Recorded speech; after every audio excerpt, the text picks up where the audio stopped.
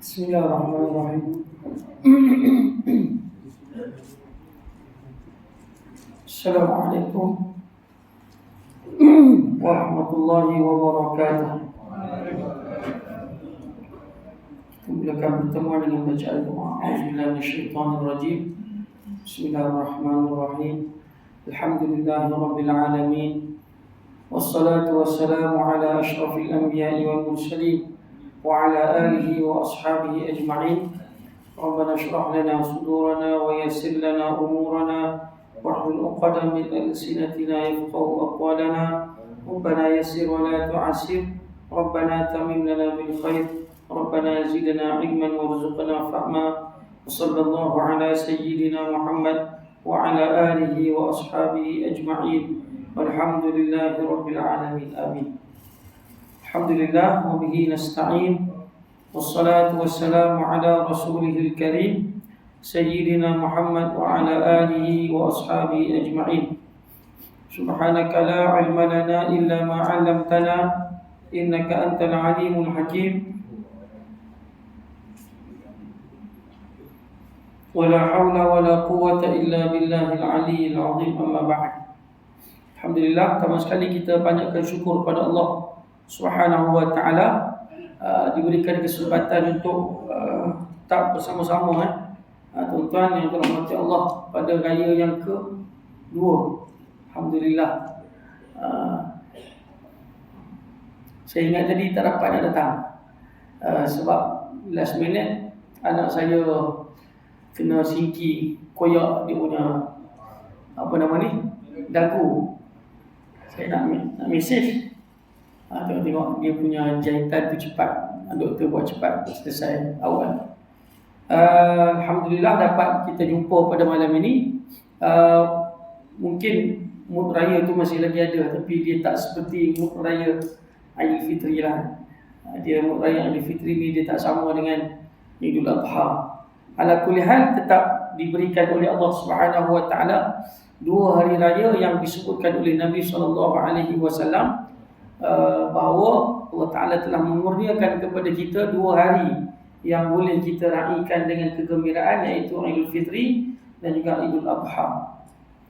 Baik tuan-tuan yang dirahmati Allah, sambungan daripada kitab kita Hidayatus Salikin fi Suluki Maslakil Muttaqin, Syekh Abdul Samad Al-Falimbani rahimahullahu taala, pada bab yang keempat masih lagi, iaitu bab yang menyatakan tentang ijtinabul ma'asil batinah, menjauhi segala maksiat yang batin. Kita sedikit melihat semula, kita sudah pun lalui dosa maksiat yang pertama, iaitu pada kejahatan makanan secara berlebihan. Kemudian yang kedua, kejahatan dari sudut percakapan. Yang ketiga, kejahatan ataupun maksiat dari sudut celaan terhadap al-ghadab, marah. Yang keempat, berkenaan dengan sifat hasad ataupun dengki. Yang kelima berkenaan dengan sifat cela ataupun dosa maksiat al-bukhl wa hubbul mal, kedekut dan juga cintakan harta. Seterusnya, pada bulan lepas kita sudah bahaskan tentang dosa maksiat pada bab hubbul jah, orang yang sukakan ataupun cintakan kedudukan dan juga jawatan. InsyaAllah pada hari ini kita akan sambung pada fasal yang ketujuh, fi hubbid dunya, pada perkara yang berkecenderungan terhadap cinta terhadap dunia. Hubbud dunya, cinta dunia. Baik, qala al-muallif rahimahullahu ta'ala wa nafa'ana bihi wa bi'ulumihi fid dharain, amin. Bermula fasal yang ketujuh pada menyatakan hubbud dunya. Fasal yang ketujuh pada menyatakan cinta akan dunia. Adapun hubbud dunya, yakni kasih akan dunia, maka iaitu dicela oleh syarak. iaitu asal segala sifat kejahatan yang membinasakan akan manusia. Allah Ta'ala berfirman dalam Al-Quran, "Man kana yuridu harthal akhirah nazid lahu fi harthih, wa man kana yuridu harthad dunya nu'tihi minha, wa ma lahu fil akhirati min nasib." Artinya, barang siapa ada ia berkehendak pahala akhirat, nescaya ku tambahi baginya di dalam pahalanya itu, dan barang siapa ada ia berkehendak pahala dunia, nescaya ku beri akan dia dan tiada dapat baginya di dalam akhirat daripada bahagian. Allah Ta'ala sebut, kalau siapa nakkan dunia, maka kami boleh bagi dunia, akhirat tak ada. Barang siapa nakkan akhirat, dia akan dapat dunia dan akhirat. Jadi dunia ni asal Allah Ta'ala cipta. Kita tak tahu sejarah bagaimana iradah Allah Subhanahu Wa Ta'ala nak ciptakan dunia ni. Lalu di situlah Allah Subhanahu Wa Ta'ala ciptakan jin dan juga malaikat. Itu antara makhluk yang awal diciptakan oleh Allah. Makhluk yang dimasukkan ialah makhluk yang boleh berkomunikasi. Jin dan juga malaikat.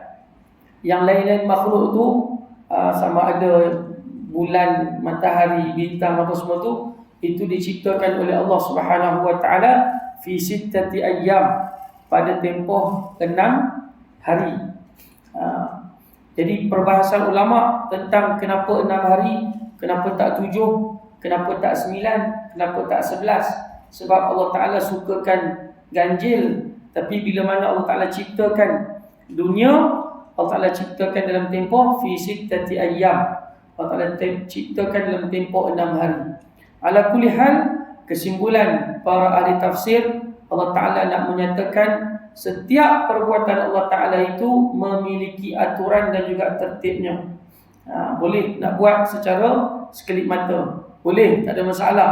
Tapi Allah Ta'ala cipta dari sudut ketertiban, aturan yang telah dia kehendaki, tak ada siapa boleh tikan. Baik, makhluk yang boleh berkomunikasi ada dua. Pertama, malaikat yang diciptakan oleh Allah daripada cahaya. Kemudian jin yang diciptakan oleh Allah daripada api. Di kalangan malaikat tu macam-macam nama lah kita tahu. Ada yang disebutkan oleh Nabi SAW, oleh Allah Ta'ala sendiri dalam Quran. Ada yang tidak disebutkan. Bilangannya wallahu a'lam. Bentuknya, sayapnya wallahu a'lam. Ada yang 4, ada yang 7, ada yang itu terpulang pada Allah Ta'ala. Hanya disebutkan oleh Allah Ta'ala sebahagiannya dalam surah Fatir. Tuan-tuan balik boleh semak.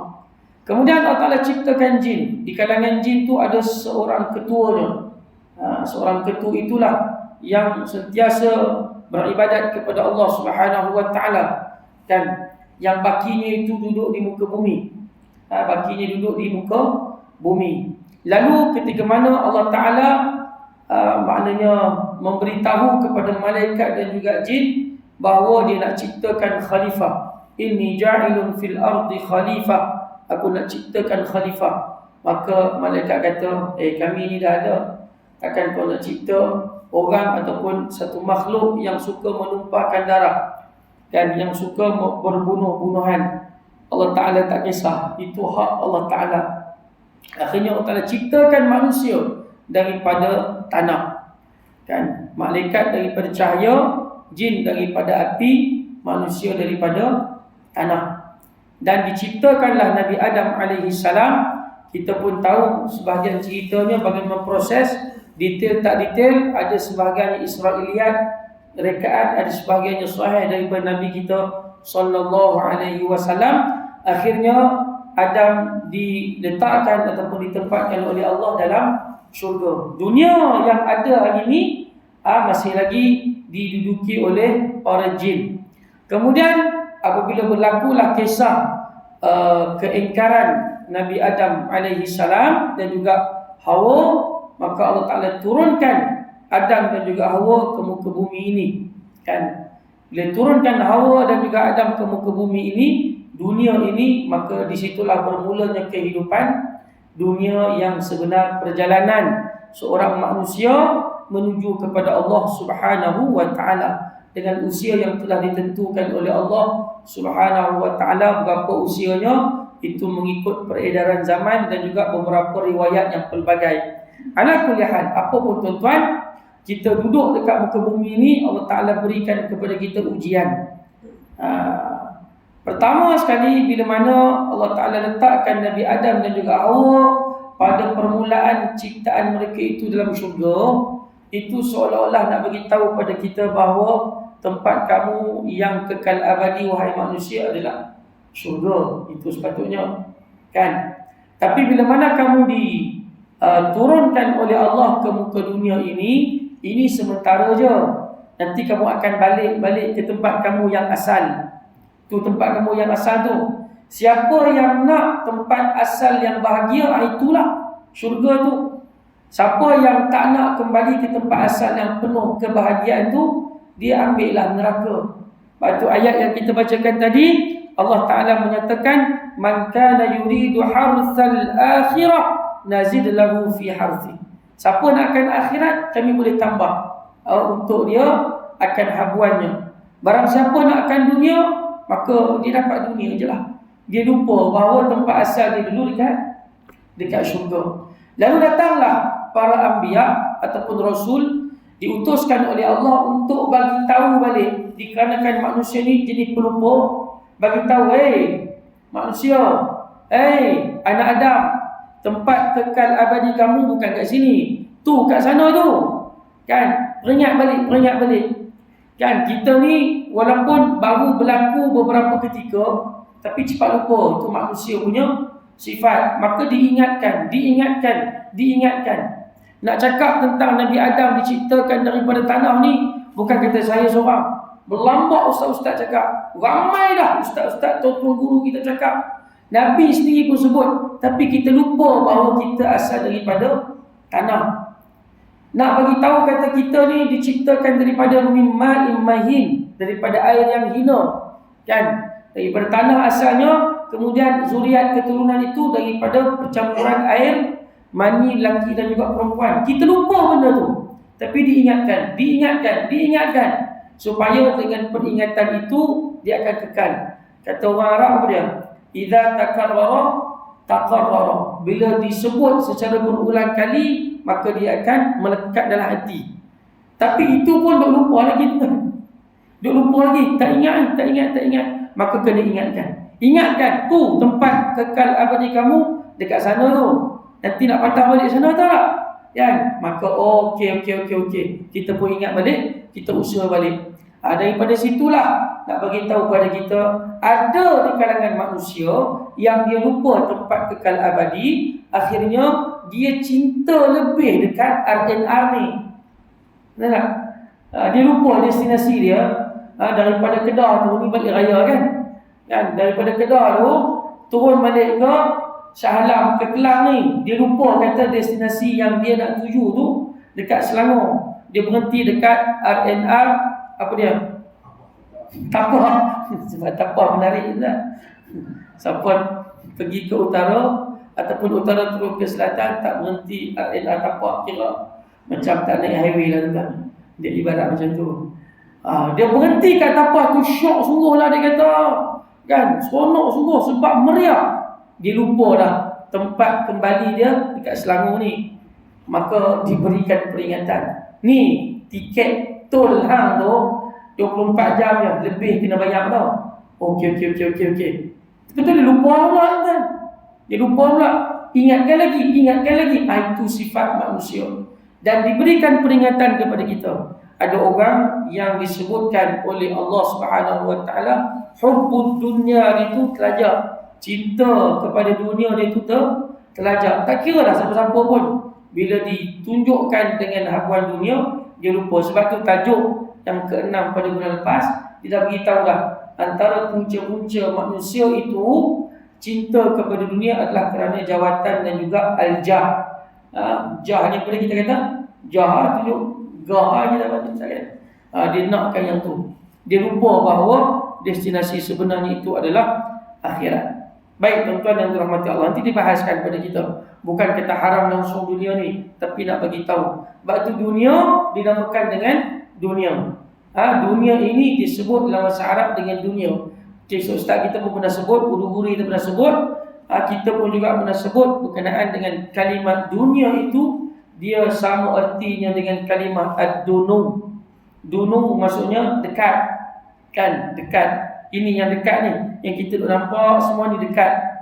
Yang tak nampak tu apa dia? Akhirat. Akhirat, kenapa namakan akhirat? Sebab dia akhir. Yang akhir tu tak nampak. Yang dekat ni kita nampak. Itu duk pulun hak ni, lupa yang kat sana. Tapi kalau orang ambil yang sana, insya-Allah yang dekat ni pun dia dapat. Dia buat macam orang kata apa? Kapal korek tu ada. Dia korek hak jauh, hak dekat pun dia tarik sekali. Tapi kalau dia korek hak dekat, hak sana tak dapat. Itulah ibaratnya dunia ini tuan-tuan. Baik. Dan sabda Nabi sallallahu alaihi wasallam, hubbud dunya ra'su kulli khati'atin.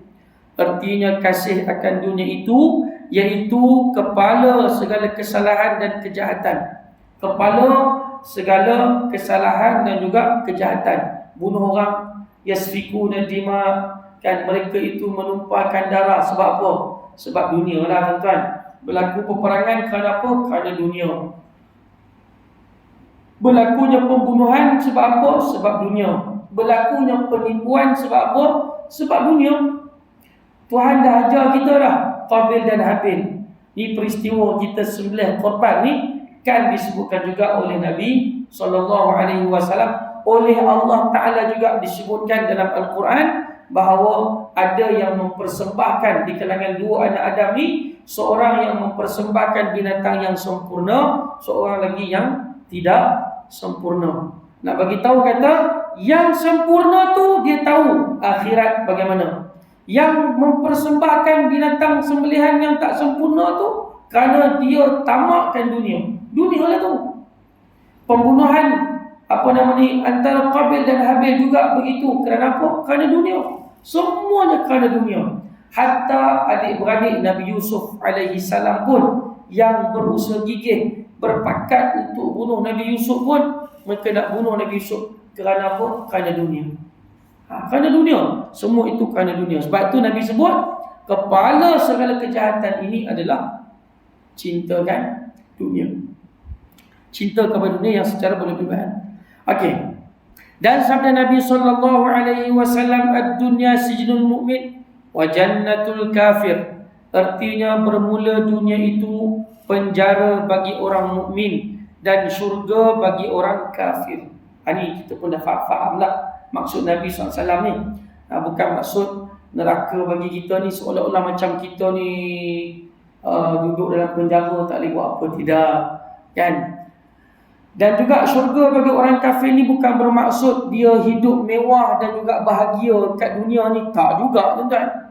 Kan berapa ramai orang kafir bunuh diri sebab tak bahagia. Maksud yang disebutkan oleh Nabi SAW, kita sebagai orang yang beriman kepada Allah, kita hidup mengikut peraturan. Ada peraturan dia, ada undang-undang dia, disiplin yang mesti kita ikut dan kita kena patuh. Tapi orang yang tidak beriman kepada Allah, dia langgar je lah tuan-tuan. Dia langgar, dia rasa nak tunjuk aurat, dia tunjuk aurat. Itu hak berlaku kat kelab mana? TTDI. TTDI Shah Alam ke TTDI KL? KL kan, Alhamdulillah. Shah Alam malu lah saya tuan.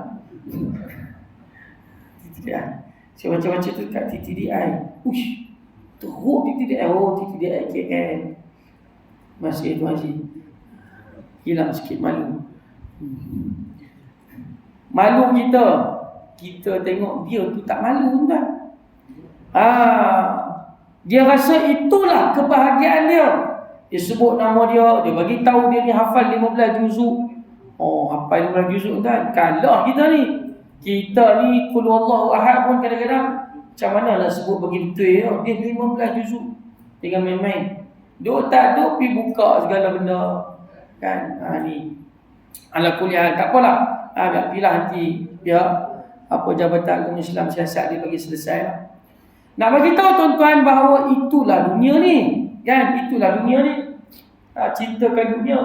Bagi tahu pula kat orang, saya ada 7 beroi boyfriend, sebut tak berarti boyfriend, bangga.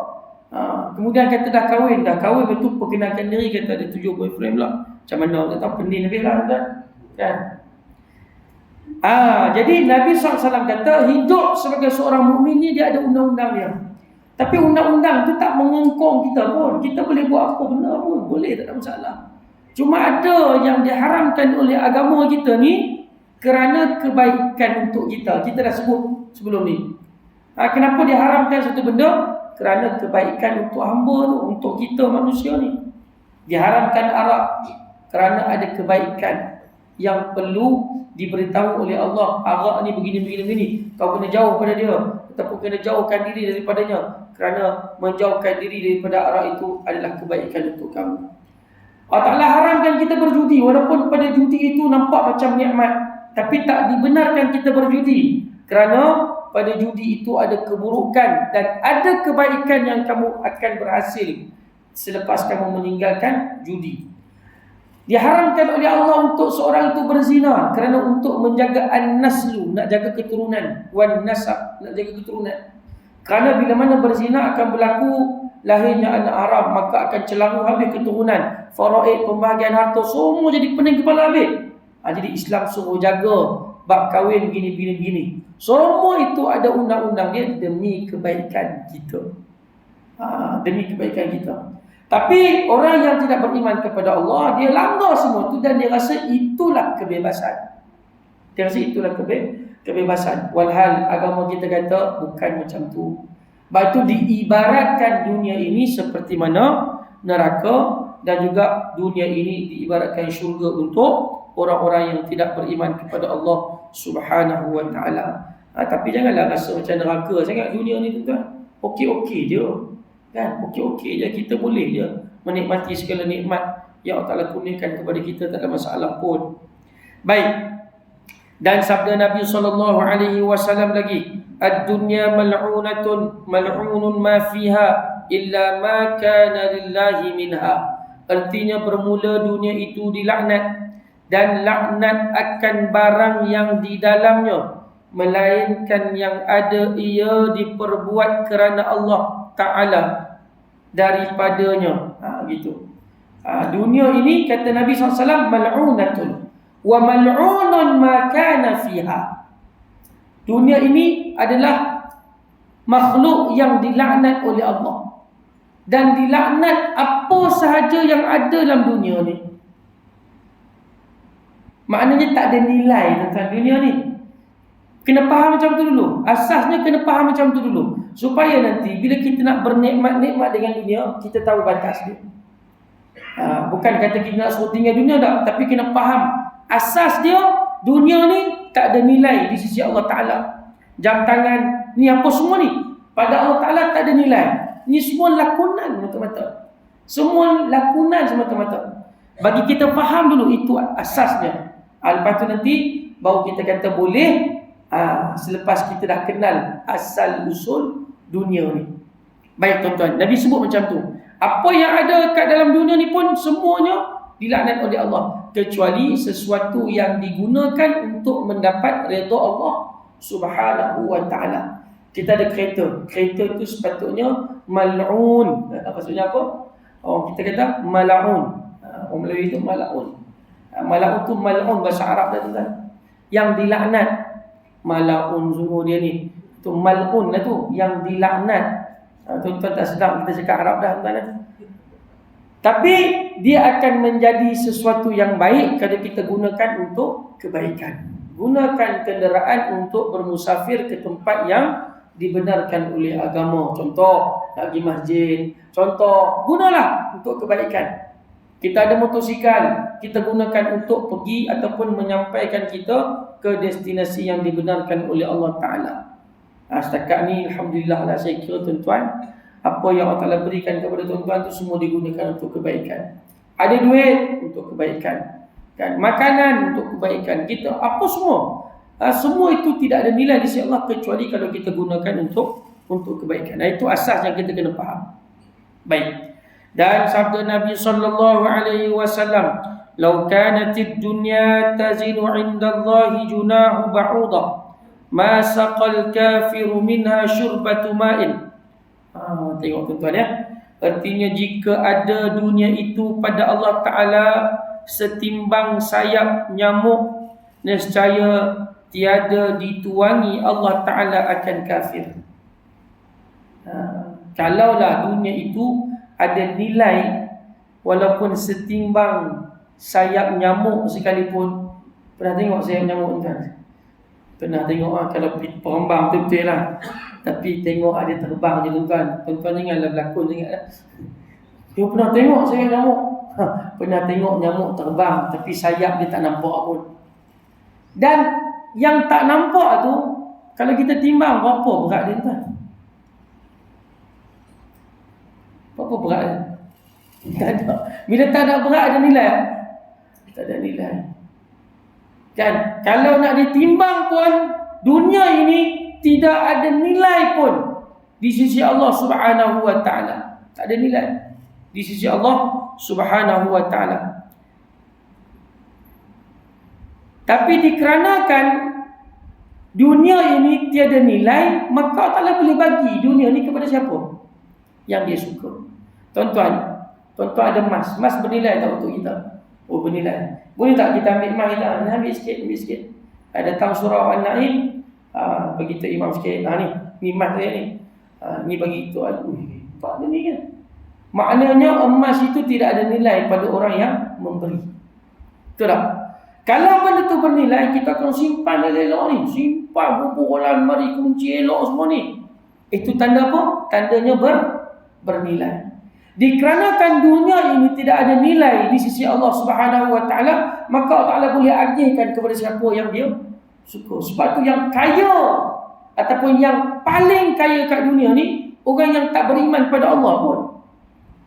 Bill Gates, tak tahulah. Kalau baca 10 orang terkaya kat dunia ni kan, yang saya pernah ingat Bill Gates je lah. At least saya tak tahulah tu benda kan. Saya tak ingat nama pun. Tak payah ingat pun tak apa tuan-tuan kan. Tapi nak bagi tahu, yang kaya, yang paling kaya tu bukan yang beriman kepada Allah Ta'ala. Kita fikir-fikir kenapa dia kaya? Walau dia tak beriman kepada Allah. Sebab dunia ni tak ada nilai. Sebab Tuhan nak ambil ya. Musangking bernilai tuan. Oh, nilai tuan. Black apa? Black ton. Ton ke ton? Ton lah. Black ton. Bernilai tuan. Dia jangan main-main. Orang jual black ton, dia tak tinggal duri dia tuan. Nak sembahyang Jumaat pun dipikir banyak kali. Kan? Nak sembahyang Jumaat dipikir banyak kali. Kalau durian kampung, tak apa, ada tinggal ambil kan. Hilang sebiji 2 tak apa. Tapi kalau black ton hilang, jam. Biji 100 tu saya tak nak makan. Tapi dia berkata gitulah. Bernilai. Kan? Bernilai. Dikarenakan tak ada nilai, makan. Yang orang duk buat jamu makan, apa, durian percuma, kendurian lah, apa semua kan. Yang orang duk buat tu, dia jamu durian pun kan. Musangking, botak kepala, tukang jamu kan. Dikarenakan dia ada nilai, maka dia simpan elok. Orang pergi beli handbag dekat pavilion. Ni orang cerita lah, kat pavilion kan. Masuk kat pavilion tu beli handbag, tak tahulah berapa harga. Ada yang kata 30,000 ada handbag, 30,000 ada. Ada orang kata ada 30,000. Kita tengok dia pertontonkan macam tu ke ataupun dia simpan elok kan. Mesti disimpan elok. Kan? Cuba kita pergi yang dekat Ion Big ataupun semua Ion-Ion yang ada ni, yang jual potongan harga sampai 75% tu. Daripada harga 200 tinggal berapa ratus ya? Tinggal berapa puluh ringgit ya? Kan? 30 ringgit je kan? Dia letak macam tu longgok kan tuan. Dunia ibarat macam tu lah, longgok. Siapa ambil, siapa nak ambil. Itulah ibarat dunia yang Nabi SAW sebut. Kena faham yang tu dulu, supaya bila kita nak dapatkan dunia, kita tidaklah sampai berbunuh-bunuhan, kerana dunia itu tidak menjadi sesuatu yang bernilai di sisi Allah Subhanahu wa Ta'ala. Okey. Lagi.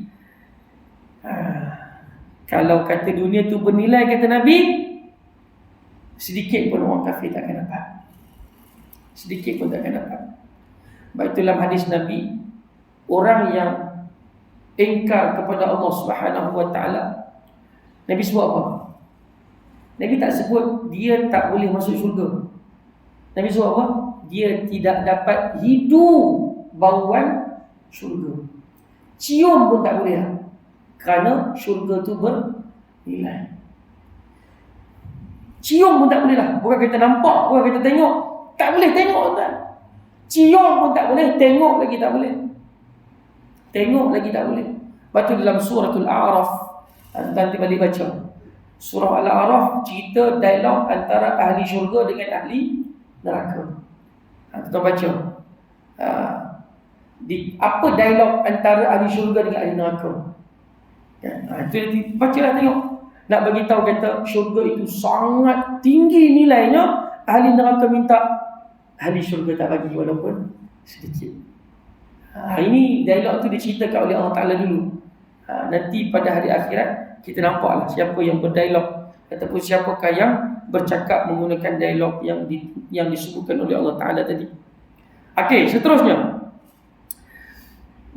Sabda Nabi SAW lagi, man ahabba dunyahu adarra bi akhiratihi wa man ahabba akhiratahu adarra bi dunyahu fa atharu ma yabqa ala ma yafna. Artinya barang siapa kasih akan dunianya, nescaya jadi mudarat akan akhiratnya. Siapa yang kasih dunia, akhirat akan jadi mudarat. Dan barang siapa kasih akan akhiratnya, nescaya jadi mudarat akan dunianya, maka engkau pilih akan akhirat yang kekal atas dunia yang binasa. Nabi kata pilihlah akhirat berbanding dunia. Ada orang sanggup tak semayang sebab apa? Duk ligan dunia. Ligan dunia, sanggup tak semayang. Jom ni duk buat ni. Saya pernah tengok dia ni buat exhaust. Kerja dia buat exhaust, bateri exhaust motor ni. Hak kawan dia tunggu exhaust motor ni, tunggu dia tengok exhaust dia. Nak canai bagi cantik, nak puru, nak bagi bunyi pop pop pop pop pop pop pop pop pop. Kan orang sekarang ni kan. Saya pun naik motor dia, saya pun bunyi pop pop pop pop pop.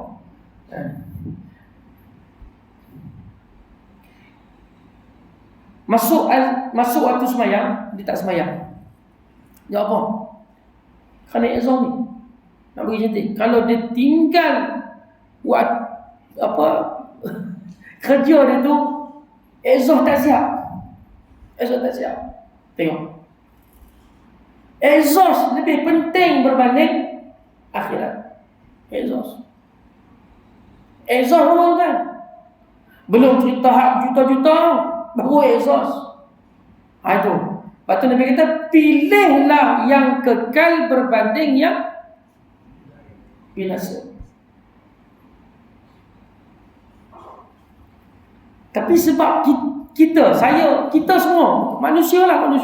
Kalau bukan kita pun manusia sekeliling kita ni, dia duk berasa itu yang kekal. Itu yang kekal dia rasa. Rupanya tidak. Itu sekejap je. Yang kekal tu hak kat sana tu.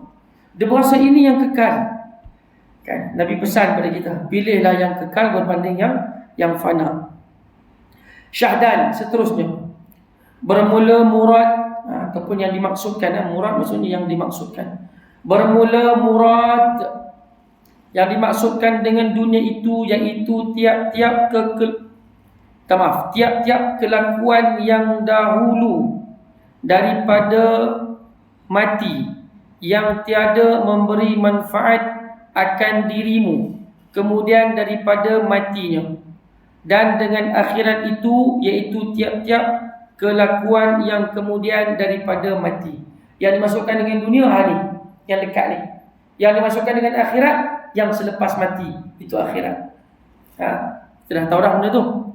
Adapun kelakuan di dalam dunia yang memberi manfaat akan dia kemudian daripada matinya, seperti ilmu dan amal yang memberi manfaat akan akhirat, maka iaitu dibilangkan daripada amal akhirat.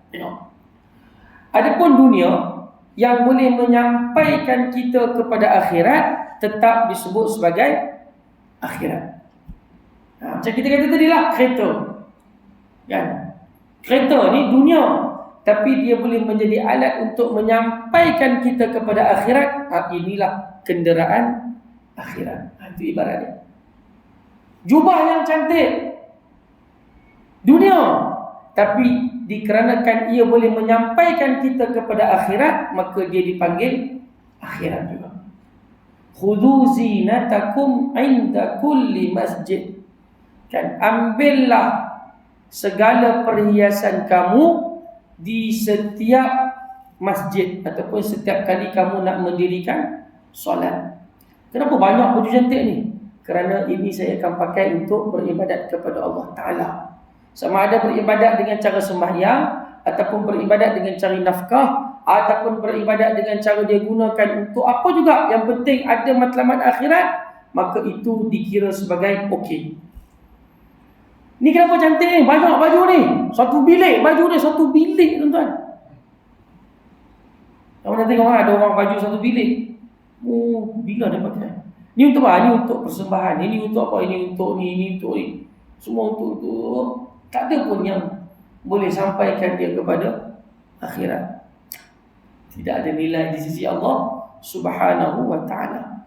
Itu maksud yang disebutkan tadi. Bukan kata ni dunia lain kali kita pun tak ada apa, dah bukan macam tu. Jangan salah faham terhadap apa yang disebutkan oleh Nabi sallallahu alaihi wasallam.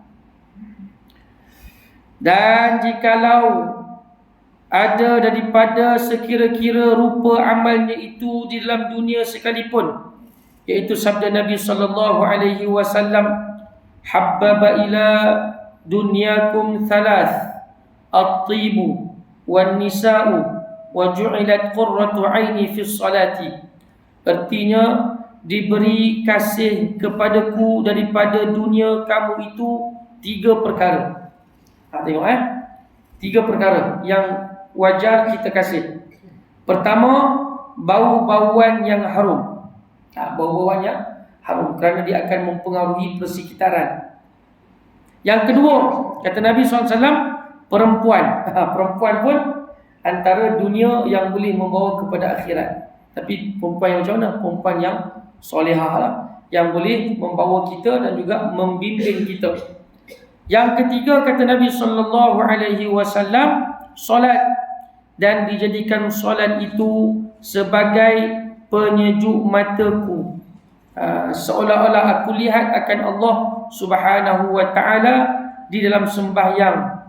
Dan sesungguhnya dibilangkan oleh Nabi SAW akan sembahyang itu daripada dunianya, kerana kelakuan sembahyang itu dengan anggota yang zahir di dalam dunia, tetapi pahalanya itu manfaat di dalam akhirat. Jadi maknanya apa? Nak bagi tahu kepada kita, perbuatan dunia ini juga boleh sampaikan kita kepada akhirat. Apa juga dunia, yang penting dia boleh bawa kepada akhirat, maka itu yang dibenarkan oleh agama kita. Kena faham yang macam tu tuan-tuan. Jangan kita kata, semua ni dunia pun kita akhirnya pergi apa? Uzlah, duduk dalam gua. Duduk dalam gua. Apa? Sebab tinggalkan dunia. Ni masalah tuan-tuan.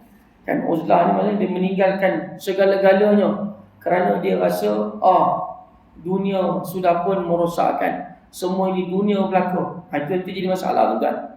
Boleh juga di kalangan mereka ni akhirnya jadi mental. Ada saya pernah cerita pada tuan-tuan ya. Kenalan saya, kenalan kami lah. Masa belajar kat Yaman, kata ni tak betul, ini tak betul, ini tak betul. Balik-balik gila. Seorang.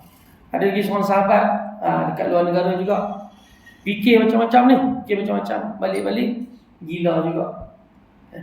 Jangan sampai macam tu tuan. Relax sudah. Kan? Relax sudah. Semua benda yang ada dengan sekeliling kita ni, kita interaksi dengan mereka ni, interaksi dengan mereka. Tapi ada batas dia lah. Interaksi dengan berbatas. Jawatan yang kita ada, contoh, dia jawatan apa? Dia sebagai sekian-sekian. Orang yang pegang jawatan, jadikan jawatan itu untuk sampaikan kepada akhirat. Dia ada duit banyak, jadikan duit yang banyak itu untuk sampaikan kepada akhirat. Hanya untuk cerita tentang cerita apa? Filem apa tuan-tuan? Mak Kilau. Semua pakai kelop silap ni tuan. Kan pakcik tu saya cerita kat masjid, satu masjid dekat Shah Alam tu.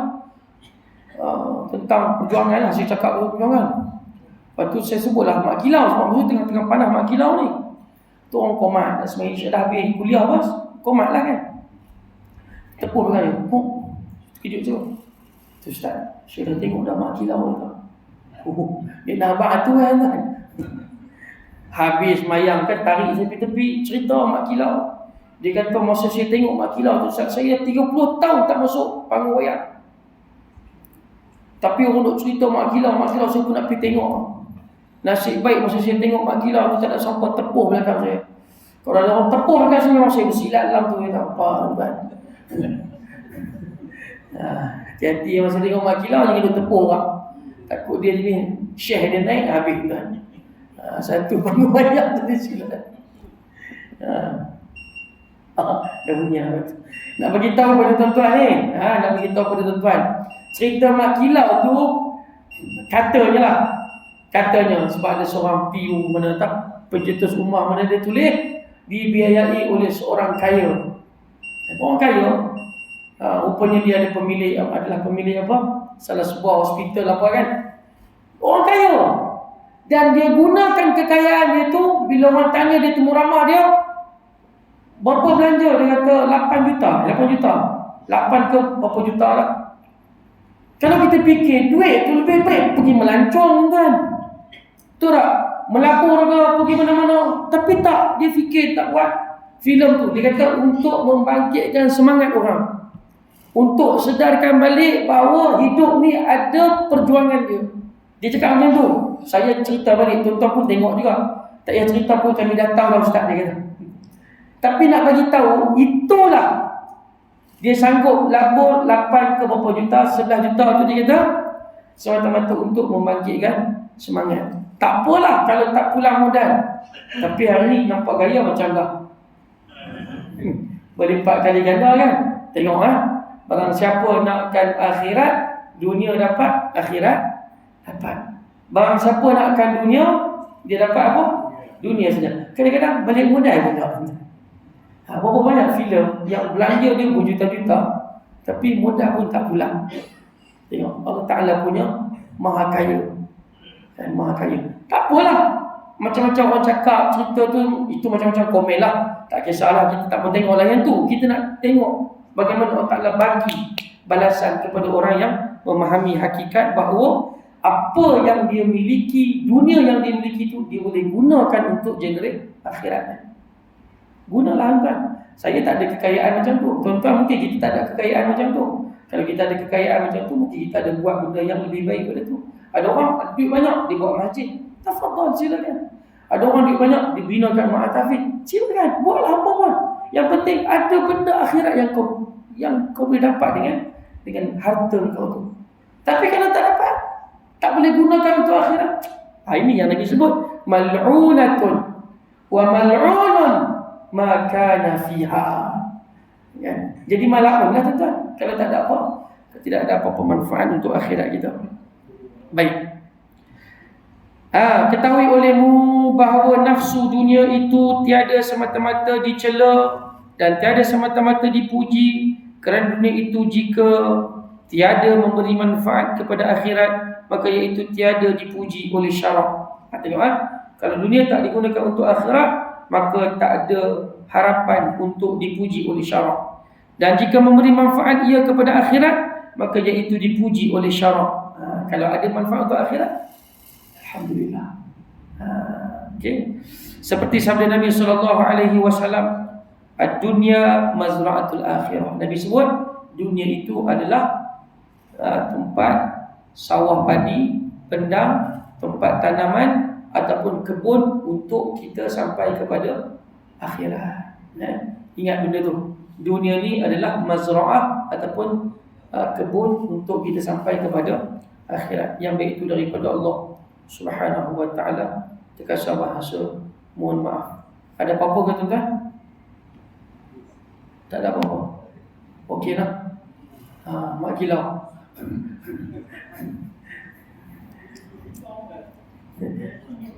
Ya. 47 juta. 47 juta. Belanja 8 juta dapat 47 juta. Kan? 47 juta banyak tuan. Tu kasar.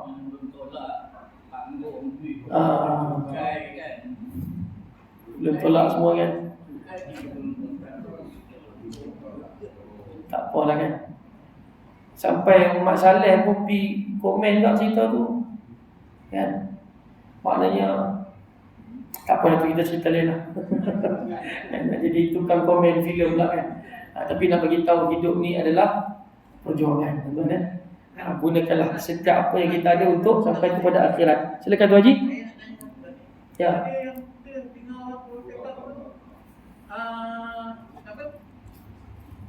Cari dunia untuk akhirat kalau dapat. Itulah maksud dia. Cari dunia untuk akhirat. Kita kena cari dunia dulu untuk akhirat. Tak. Dunia ni memanglah kita kena cari sebab untuk hidup kan. Untuk hidup memang cari. Tapi kita gunakan hasil carian itu untuk dapatkan akhirat. Bukan bermaksud cari dunia lupa akhirat. Cari dunia untuk akhirat betul. Tapi bukan cari dunia lupa akhirat. Dunia wal akhirati. Itu doa. Itu doa. Betul? Betul. Barang siapa yang berdoa kan dalam surah Al-Baqarah kan, Rabbana atina fid dunya wa ma lahu fil akhirati min khalaq. Barang siapa yang sebut, wahai Tuhan kami, kurniakan kepada kami dunia, ma lahu fil akhirati min khalaq. Kata Allah Taala, dia tidak akan ada apa-apa nilai. Tapi barang siapa yang sebut Rabbana atina fid dunya hasanah wa fil akhirati hasanah wa qina adzabannar. Itu yang diminta oleh Allah Taala supaya kita sebut begitu. Dunia nak, akhirat pun nak kan. Dunia pun nak hasanah, akhirat pun nak ruqyah, dia kata. Tak hasanah lah. Dunia hasanah, akhirat hasanah. Kita tak, saya ada dua Ustaz. Dunia hasanah, akhirat ruqyah Ustaz. Tak pilih dia lah. Boleh kau gitu. Ustaz sembang dia tak berani. Wallahu subhanahu wa ta'ala a'lam. Yang itu daripada Allah Ta'ala. Kasih bahasa minta maaf. Di kesempatan yang ada ni, sekali lagi saya ucap selamat Hari Raya Idul Adha. Moga-moga segala amal baik kita sepanjang 10 hari pertama bulan Zulhijjah hari itu diterima oleh Allah Subhanahu wa taala, insyaallah. A'udzubillahi minasyaitonir rajim. Bismillahirrahmanirrahim. Alhamdulillahirabbil alamin wassalatu wassalamu ala asyrafil anbiya'i wal mursalin wa ala alihi wa ashabihi ajma'in. Allahumma anfa'na bima 'allamtana wa 'allimna mimma yanfa'una wa zidna 'ilman warzuqna fahma. Alhamdulillah ala kulli hal wa na'udzu bika min awali ahli nar. Wa sallallahu ala sayyidina Muhammad wa ala alihi wa ashabihi ajma'in. Alhamdulillah rabbil alamin. Amin. Assalamualaikum warahmatullahi wabarakatuh.